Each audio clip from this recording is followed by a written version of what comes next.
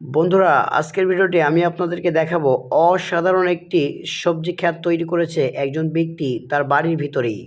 দেখুন জায়গাটা দেখতে খুবই অসাধারণ, লোকটা কি অসাধারণ! দেখুন এখান থেকে সবজি তুলে তুলে সে কিন্তু ধুয়ে ধুয়ে তারপরে খাচ্ছে। খুবই মানে এই ফিলটা নেওয়া যে কতটা মজাদার আসলে যারা এমন ছোটোখাটো একটি ক্ষেত না করেছে তারা বুঝবে না আসলে। আর বাহিরের রাষ্ট্রে প্রায় দেখা যায়, কিন্তু এরকম জাতীয় অনেক সবজি ক্ষেত দেখা যায়।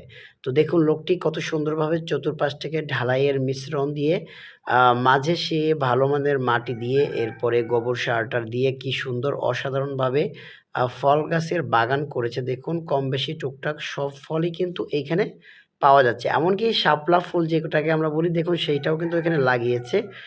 আর পাশেই রয়েছে মুরগি। দেখুন মুরগিকে কিন্তু ব্লেন্ডার করে আপনার সবজির যে পাতাগুলো রয়েছে কফির, এগুলো খাওয়ার জন্য কিন্তু এখানে ব্লেন্ডার করতেছে যাতে মুরগিরা খেতে পারে, এগুলো মুরগিদেরকে দিবে।